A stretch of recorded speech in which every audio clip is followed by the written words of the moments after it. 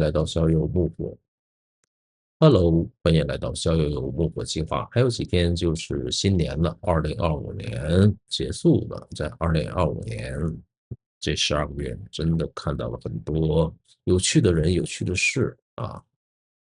我相信会给大家带来很大的冲击啊！我们作为年末盘点的一条专题，大概预计30分钟左右。如果期待您能看下去，这样蛮有趣啊。第一个就是我会引入美国的周末夜现场的这么一个关于川普这一年的一个总结的一个视频啊，还有美国博主的这个对它这个解读啊，来进入我们关于2025年为什么这个世界，我们这世界上地球上的这些文明，就是西方世界的这个文明进程，为什么会出现川普这一哥们儿人的一个深度的解读。在摆事实讲道理之后呢，我会拿出我最喜欢的哈耶克和王东岳的这个理论去回答我最喜欢我内心的一个疑问：为什么会有川普这样的人出现？美国政坛正被一场由爱泼斯坦档案引发的真相保卫战搅得焦灼不安。随着 SNL 周六夜现场对特朗普及其家人的深度细访，我们看到的不仅是讽刺，更是一次通过喜剧外壳包裹的政坛告白。关于被修改的档案、衰退的认知能力以及对权力符号的病态迷恋。这场舆论风暴的核心在于特朗普政府对爱泼斯坦文件的透明化处理。尽管官方声称正在释放文件，但司法部被指控在幕后进行了大规模的修剪。数万页文件中涉及特朗普的部分被大量涂黑或直接移除，甚至有传言称 FBI 出动上千名特工昼夜不停地搜寻并清理文件中提及特朗普的名字。这种所谓的受害者保护逻辑，在公众眼中更像是一场耗资巨大的掩盖行动。与档案危机并行的是特朗普日益明显的认知能力争议。在视频披露的片段中，特朗普多次吹嘘自己在蒙特利尔认知评估摩克艾中获得满分。然而讽刺的是，这项测试本质上是用于检测早期阿尔茨海默症或痴呆症的，其题目包括识别老虎、大象等简单重物。将这种防痴呆测试标榜为天才的证明，本身就折射出其认知状态的窘迫。视频中调侃他将骆驼描述为有驼峰的马，尖锐地指出了其言语逻辑的退化。此外，特朗普对权力符号的冠名瘾也达到了新高度，从非法提议将肯尼迪艺术中心更名为特朗普肯尼迪中心，到在没有任何许可的情况下强拆白宫东翼，建造巨大的私人舞厅，再到试图在军舰甚至华盛顿纪念碑上刻下自己的名字。这种对历史符号的抢夺反映出一种深刻的补偿心理，通过窃取他人的遗产来固化自己的历史地位。而最具讽刺意味的莫过于他推出的爱国者游戏，邀请全国青少年参与所谓的体育盛会。这在爱泼斯坦档案释放的背景下，被舆论赋予了极其不安的解读空间。凡有热点处，皆是木火时。关注关火局，我们不复述笑话，我们拆解金箔装饰下的权力废墟。 Jeffrey Epstein was a terrible man, and I didn't know him, and I liked him a lot. So we released all the files, and I come out looking, frankly, very good. We had to redact a few sensitive things, but you'll get the gist here. Look at this. Trump didn't do nothing bad. Trump does smash, but not like wrong kind. The end. SNL ended the year by doing something the federal government refused to do. They told the truth out loud. The Epstein files were supposed to bring accountability, but instead, they exposed how far the system will go to protect one old, senile, pedophilic, and deeply, deeply compromised man. Ho, ho, ho, ho. Yes, we've added a fourth ho.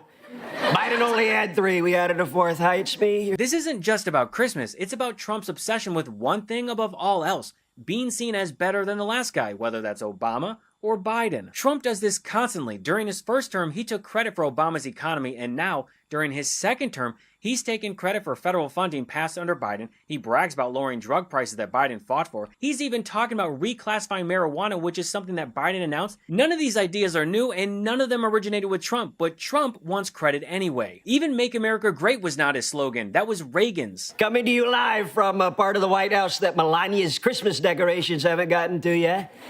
That's why we still have fireplace and garland and not spooky twigs and black vase.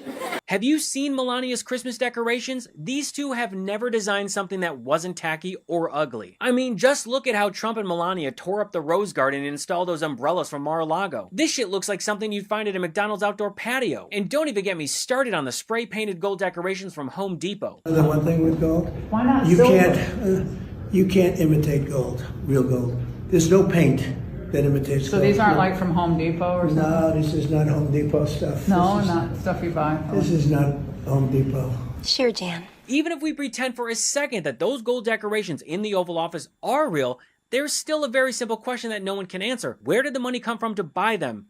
Because those weren't sitting in some White House storage unit next to the Nixon bowling pins. They didn't just magically appear. Somebody paid for them. And since Trump isn't pulling out a personal receipt, that leaves one option. We did. American taxpayers are funding Donald Trump's fragile ego in gold leaf form. Not infrastructure, not healthcare, not disaster relief. Gold trim. We love tree. Remember when I did this with flag? Did you like that? I'm hugging tree now. It's very sharp. I hug flag and tree, just never person. Return to podium. But Trump treats flags like he does women. He grabs them, assaults them, and does it because he says he can. Your girlfriend, I moved on her like a bitch, but I couldn't get there, and she was married. I better use some Tic Tacs just in case I start kissing her. You know, I'm automatically attracted to beautiful. I just start kissing them. It's like a magnet. You just kiss. I don't even wait. And when you're a star, they let you do it. You can do anything. Whatever you want. Grab them by the pussy. At least 26 women have accused him of sexual assault. He was found liable of raping E. Jean Carroll, who he still owes over $89 million to. He openly bragged about walking into underage girls' dressing rooms, and he was even named in a lawsuit where he allegedly raped a 13-year-old girl with his BFF, Jeffrey Epstein. So when people wonder why Trump has fought to stop the release of the Epstein files, this is why. It's disturbing and it's on brand, but SNL mocking him for hugging a tree also highlights something else. Trump's mental state has visibly declined. My own version of nativity now, where kings from the Middle East bring gifts for me. Like gold and airplane and casino deal in Dubai. In Trump's reality, he's Jesus. He's the king. He's the anointed one who deserves everything to be gifted to him. Whether it be a plaque with a gold base from Apple as a means to be exempt from Trump's tariffs, a $400 million bribe in the form of a luxury plane from Qatar, a Trump property deal in the Middle East, or a gold crown from South Korea. But my favorite so far has to be the Timu Nobel Peace Prize that FIFA created just for Trump after he publicly whined about not getting the Nobel Peace Prize. Mr. President, this is your prize. This is your Peace Prize. There is also a beautiful medal for you that you can wear everywhere you want to go. I'm gonna wear it right now. Okay, let me hold.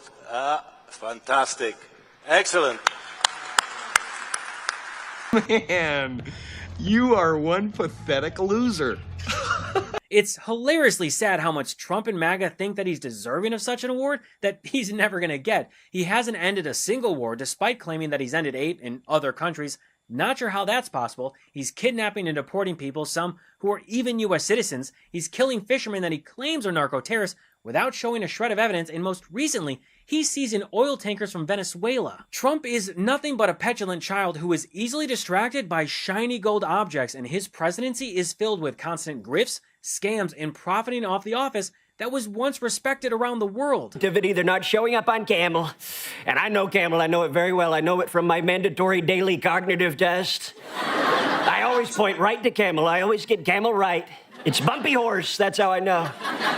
Camel, bumpy horse, I say it a lot. This is one of the sharpest lines in the sketch because it points directly at Trump's obsession with his cognitive test, which, by the way, he constantly brags about acing. I also did a cognitive exam, which is always very risky because if I didn't do well, you'd be the first to be blaring it. And I had a perfect score.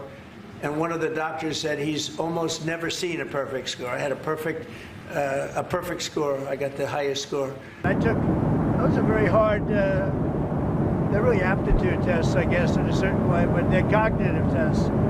Let AOC go against Trump. Let Jasmine go against Trump. I don't think Jasmine, the first couple of questions are easy. A tiger, an elephant, a giraffe, you know. What part of your body was the MRI looking at? I have no idea. It was just an MRI. What part of the body? It wasn't the brain because I took a cognitive test and I aced it. I got a perfect mark, which you would be incapable of doing. As the doctor will tell you, I aced it. Right, Susie? I aced. I got every question right. And these are tough questions. These are questions that I would say 99% of the people that I'm talking to right now, meaning the people from the fake news, would not do well in those exams. But I've taken now 3 cognitive tests.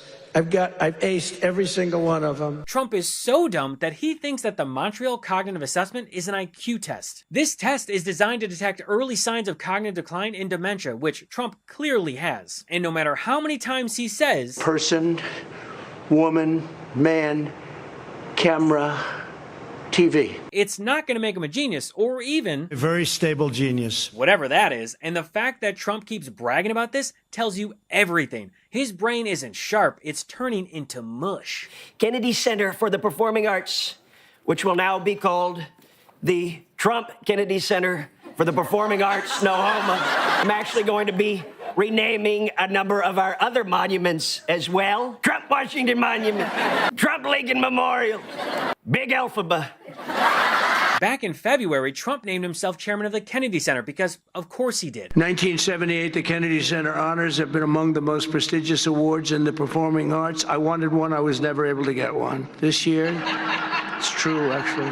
I would have taken it if they would have called me. I waited and waited and waited, and I said, the hell with it, I'll become chairman. And I'll give myself an honor. Maybe I'm going to honor, next year we'll honor Trump, okay? And then during the Kennedy Center's December award ceremony, he joked with a gaffe by naming it the Trump Kennedy Center. Tell you what, the Trump Kennedy Center, Kennedy Center, I'm sorry. And then he went ahead and just did it anyway, even though it's illegal and requires congressional approval. There's no ability to rename the Kennedy Center. It's the same way you could try to rename the Lincoln Memorial, right? People can say it. It doesn't mean that actually happened. The name is protected by federal law and federal statute, and that obviously hasn't been changed. So he can call an apple a banana. He can say down is up, or they can say it, whatever that is. That doesn't make it the case. No other president has tried to put their name on it. And I wonder if the Lincoln Memorial is next. At the end of the meeting, it was brought to our attention that the Kennedy Center was going to now be renamed, and at that time in the official board meeting, they said Trump Center. There was no discussion, just some of President Trump's cronies announced, we've got this new thing we're going to tell you, we're going to rename it. At that time, President Trump said, I didn't even know about it. All of this is absurd. Do you think the center will eventually be named the Trump Kennedy Center? I don't know. I hear that, but I don't know. That's not up to me. That's up to the board. The board makes that decision. We have a very prestigious board. And at that time, I wanted to ask questions, voice my opposition, ask why, and immediately I was muted. And as I continued to press unmute, I then received a message saying I would not be unmuted. As I continued to push the button, and we have screenshots of this from my end.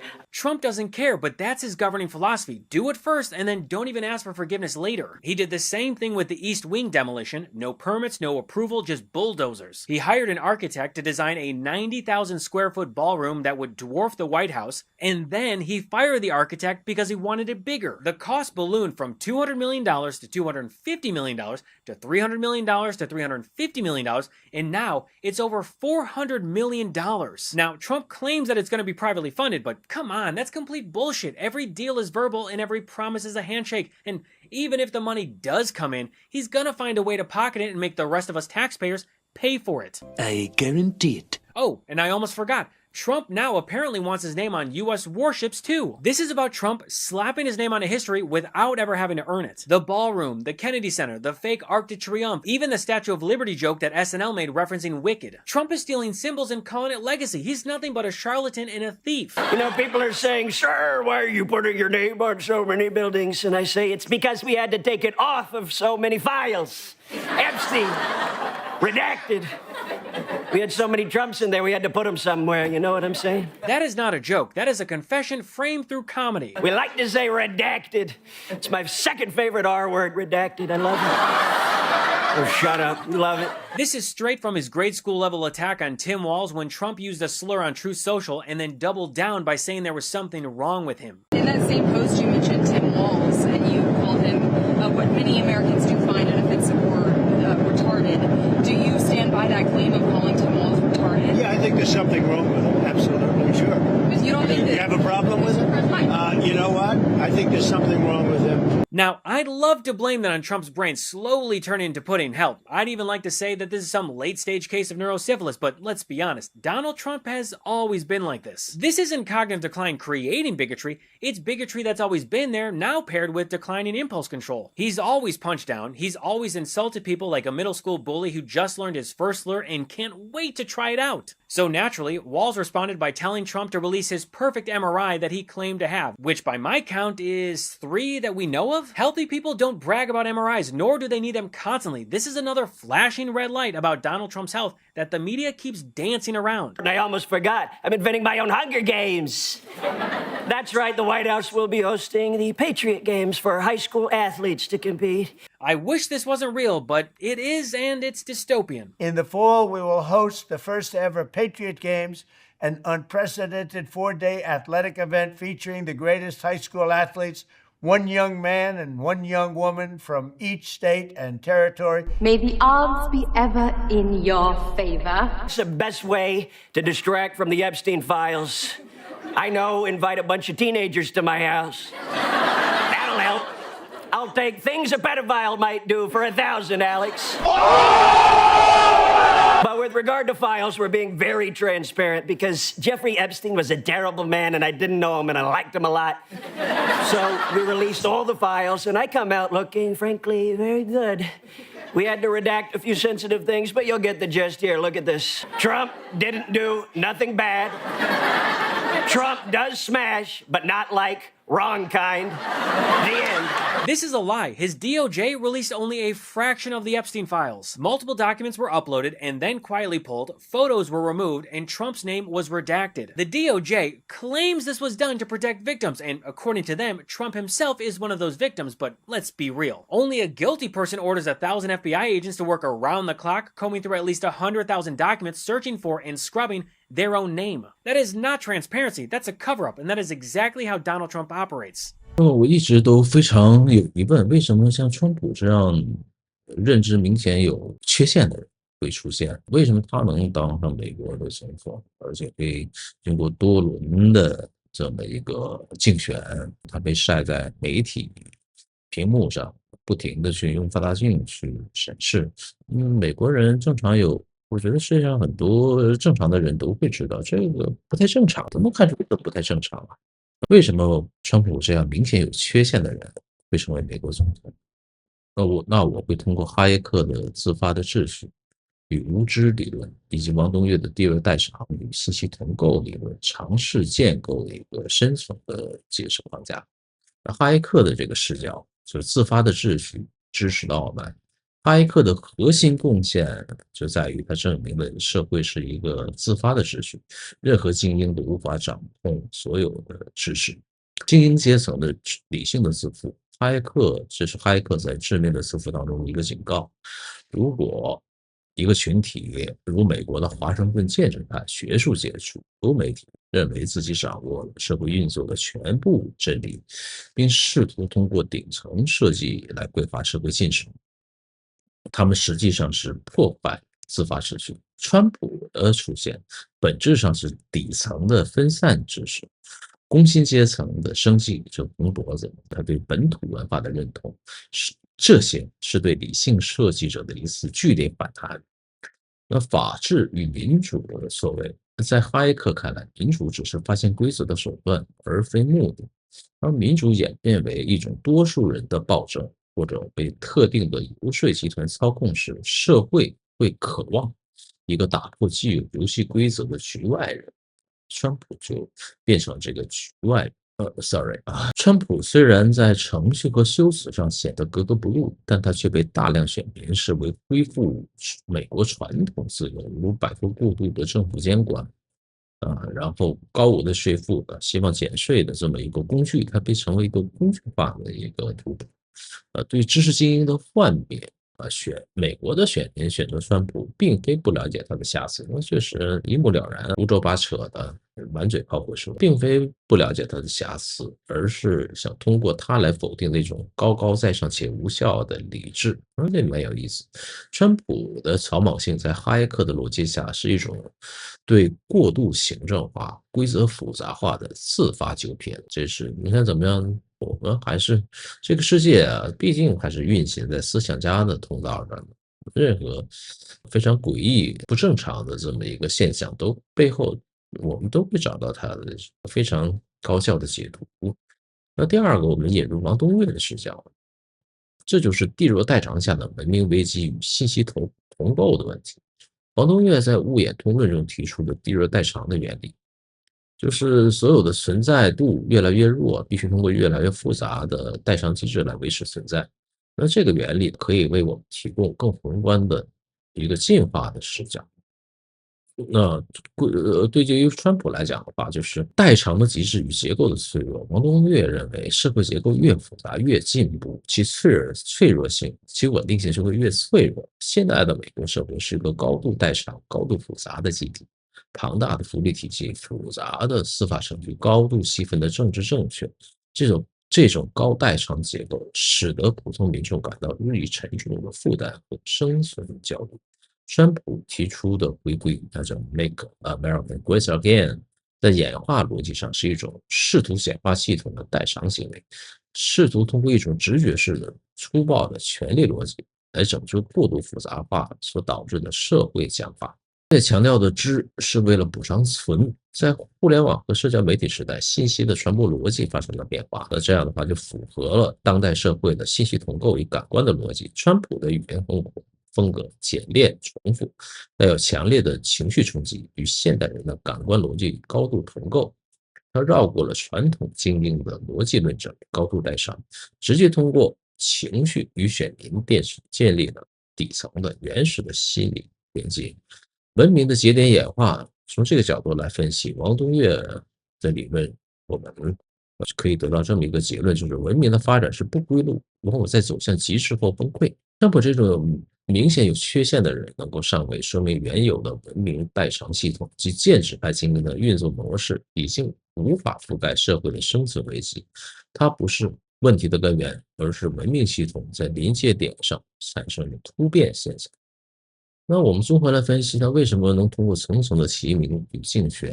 通过两位学者的理论，我们可以得出以下结论：这川普是系统失灵的产物。王东岳认为，美国社会的存在度在下降，代偿压力，包括经济压力、族群冲突非常大，现有的机制已经无法选出所谓的完人。川普是这个脆弱系统为了求存不得不接受的一种恶性代偿。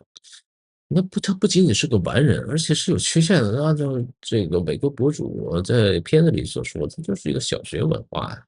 自发秩序的纠偏力，派克认为共和党的提名过程和最终的大选恰恰是自发秩序在起作用。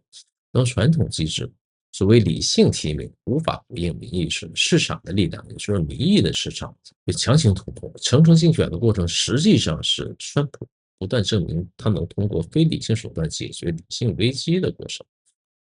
缺陷即是力量。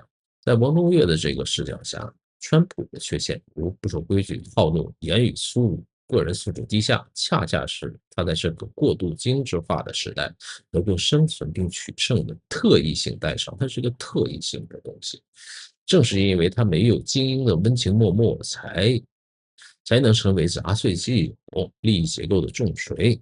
那我们做一个总结，川普之所以能当选，而且是因为美国正处于哈耶克式的理性崩溃期、王东岳式的代偿危机期。